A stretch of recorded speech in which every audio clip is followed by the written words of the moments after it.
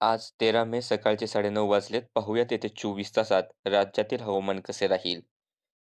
System पाहिल्या तर हवेची ध्रुवणीय स्थिती ही विदर्भाच्या भागांच्या आसपास पाहायला मिळते. ही स्थिती सकाळचीच दिसते.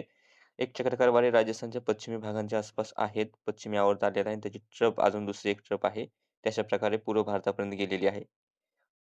पाऊस हा उत्तर भारताकडे होतोय. बऱ्यापैकी भागांमध्ये वादळी वाऱ्यासह पाऊस होतोय.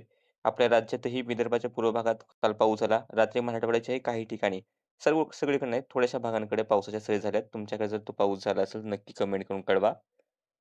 सकाळची सॅटेलाईट इमेज पाहिली तर कोकण आणि घाटमाथाचा आसपासचा जो भाग आहे, या ठिकाणी ढगाळलेलं वातावरण आहे. पण विशेष मोठ्या पावसाचे हे ढग नाहीत. क्वचित एका ठिकाणी हलके थेंब किंवा हलक्या सरी पाहायला मिळाल्या असतील.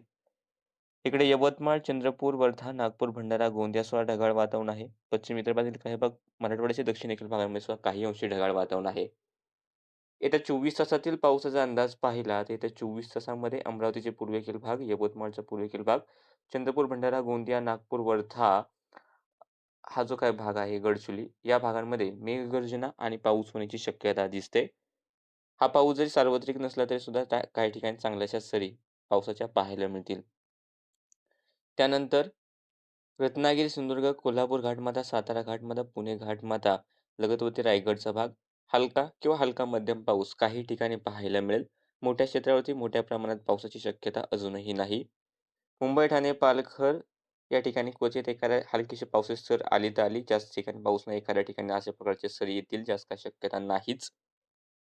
आणि हा जो भाग आहे, सातारा, सांगलीचा पूर्वेकडील भाग, पुणे अति पूर्व भाग, सोलापूर, अहिल्यानगर दक्षिण, बीडचे दक्षिणेकडील भाग, परभणी, हिंगोली, लातूर, नांदेड, वाशिम, अकोला, बुलढाणा या ठिकाणी स्थानिक ढग निर्मिती झाली तर एखाद्या ठिकाणी पाऊस होईल.